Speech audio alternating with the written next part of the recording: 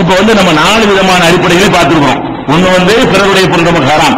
2 ஒரு பொருளை கொடுத்து ஏமாத்தி என்ன செய்யறது, திட்டமிடாமலோ எப்படி ஏமாத்தினாலும் சரி, நம்மால ஒருத்தன் ஏமாத்தப்பட்டான்னு சொன்னா அதுல இருந்து வரக்கூடிய வருமானம் என்ன நமக்கு ஹலால் கிடையாது. 3வது வட்டி.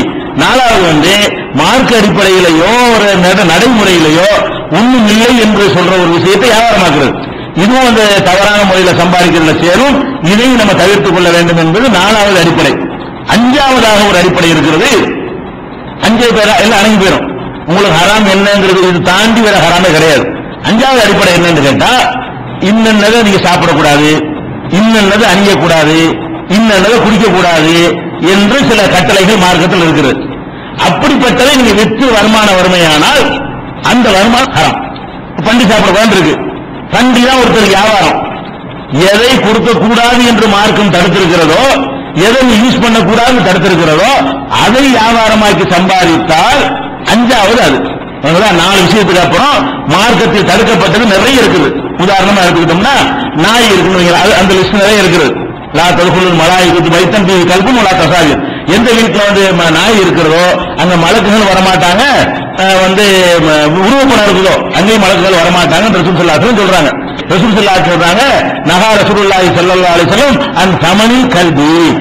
நாயை விற்று வரக்கூடிய காசை சாப்பிடுவதை ரசூலுல்லாஹ் தடுத்தார்கள். நாயை சாப்பிடுறது தடுத்துட்டாங்க. நாய் இருந்தா மலக்கு வரமாட்டாங்கன்னு சொல்லிவிட்டாங்க. அதே நேரத்தில் நாய் வித்து சம்பாதிக்கலாமா சம்பாதிக்க கூடாது. எப்ப நீ நாயை வச்சுக்கிற கூடாது ஆயிடுச்சோ அந்த நாய் வியாபாரம் ஒருத்தர் பண்றாரு. அவர் நாயெல்லாம் திங்க மாட்டார், அவர் நாய்க்கறி சாப்பிட மாட்டாரு, அவர் வீட்டுக்குள்ள நாயை வச்சுக்கிற மாட்டாரு, மலக்கு வரமாட்டாங்க. ஒரு இடத்துல வெளியில தான் அடைச்சு போட்டு வச்சிருக்கிறாரு. ஆனா வியாபாரம் என்னது, வகை வகையா நாயை வச்சு என்ன செய்யறாரு, அவரு விற்கிறாரு. தடை செய்யப்பட்ட ஒன்றை வச்சு விட்டா என்ன ஆயிரும், அது ஹராம் ஆயிரும். அதே இது புகாரில 2086, 2237, 2238 இதுல எல்லாம் நாயை விட்டு சம்பாதிக்க கூடாது என்று ரசூல் ஸல்லல்லாஹு அலைஹி வஸல்லம் தடுத்துட்டாங்க. அதே நேரத்தில் விலக்கும் இருக்கிறது. என்ன விலக்கு, சில நாயை நீ வச்சுக்கிற மார்க்க அனுமதி இருக்கிறது. வேட்டைக்கு ஒரு நாயை பயிற்சி கொடுத்து அந்த நாய் வேட்டையாடிட்டு வந்தா சாப்பிடலாங்கிறது 2-3 தடவை சொல்லியிருக்கோம், இந்த தொடர்ல சொல்லியிருக்கோம். அப்ப வேட்டை நாயை பயன்படுத்தலாம்னு சொன்னாலே இந்த வேட்டை நாய் விற்கலாம். நாய் வேட்டைக்கு அவன் ட்ரைனிங் எடுத்து வச்சிருந்து அந்த நாய் என்ன செய்யலாம், அடைய நல்ல வேட்டையாடும், இந்த நாய் வேணுமா வியாபாரம் பண்ணலாம். எந்த நாயை நீங்க யூஸ் பண்ண உங்களுக்கு அனுமதி இருக்கிறதோ அந்த நாயை என்ன செஞ்சுக்கலாம், நீங்க விற்பனை செய்யலாம். வேட்டை நாயை நீங்க செய்யலாம், காவலுக்குள்ள நாயை நீங்க செய்யலாம்.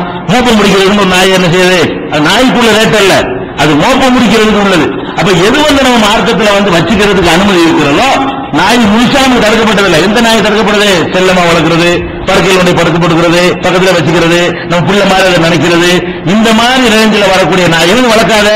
வேட்டை நாய்கள் நல்லா ட்ரைனிங் கொடுத்து நாய்களை கொண்டு முயல வேட்டையாடுறதுக்கு பயிற்சி கொடுத்து வேட்டை நாய்கள் எங்கள்கிட்ட கிடைக்கும்னு போர்டு போட்டு கூட விற்கலாம். ஹராம் கிடையாது. ஏன் நம்ம வச்சுக்கலாம்னு விற்க வேண்டியலாம, நம்ம வேட்டை நாயை வச்சுக்கலாம்னு மார்க்க அனுமதிச்சுன்னா நமக்கு அனுமதிச்சு அடுத்தவனுக்கு அனுமதி தானே, அதை விற்கலாம், தப்பே கிடையாது. இது நல்லா காவல் காக்கும், தூங்காது, திருடர்கள் பைக் பிஸ்கட் எல்லாம் போட்டு ஒன்னு ஏமாத்திர முடியாது, ஒழுங்கா கண்காணிக்கும். அது மாதிரி நாங்க ட்ரைனிங் கொடுத்து வச்சிருக்கோம் காவல் நாய் அப்படின்னு சொல்லி காவலுக்கு ஒண்ணு வித்தா என்ன செய்யலாம், காவல் வச்சுக்கலாம் இருக்குல்ல.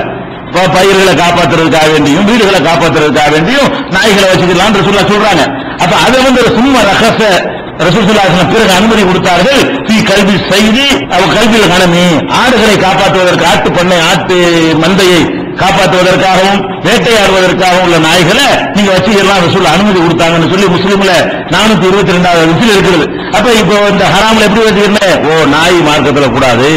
எந்த அளவுக்கு அந்த நாய் கூடுமோ அந்த அளவுக்கு உள்ள வியாபாரம் பண்ணலாம். எந்த அளவுக்கு அந்த நாயை நம்ம யூஸ் பண்ணக்கூடாது இருக்கோ அந்த நாய் விற்கவும் கூடாது. நாய் வித்து அந்த காசு ஹராம். வட்டி எப்படி ஹராமோ அது மாதிரி நாய் வித்து ஒரு 1000 ரூபாய் எடுத்து வந்துச்சுன்னா என்னது, இந்த காசு ஹராம், சாப்பிடக்கூடாது அப்படிங்கிற ஒரு முடிவுக்கு வரணும். இப்படி ஒரு பெரிய பட்டியல இருக்கிறது. இன்ஷா அல்லாஹ் விரைந்த நெஞ்சுமான பட்டியல இது நிறைய சொல்ல வேண்டியது, எல்லாரும் தெரிஞ்சுக்கிறேன். அந்த விஷயம் நீங்களே ஐடியா பண்ணி கண்டுபிடிச்சிடலாம். எதை 4வதா சொன்னோம்ல, ஒண்ணும் இல்லாத இருக்கிறது உங்களுக்கு தெரியும், ஒண்ணும் இல்லை என்னத்தை வைக்கிறேன்னு கேட்டுடலாம். ஆனா எதுல தடுக்கப்படுத்திக்கிறது என்ன செய்யணும், அல்லாஹ் சுத்தம் சொல்ல முடியும், ஐடியா நமக்கு கிடைக்காது. அதனால அந்த லிஸ்ட்டை என்ன செஞ்சிருவோம், இதெல்லாம் நம்ம மார்க்கத்தில் விற்கிறது தடுக்கப்பட்டிருக்குங்கிற அந்த பட்டியலை வழங்கிட்டோம்னா எல்லா விதமான ஹராம்களும் நெஞ்சிறேன் முடிவு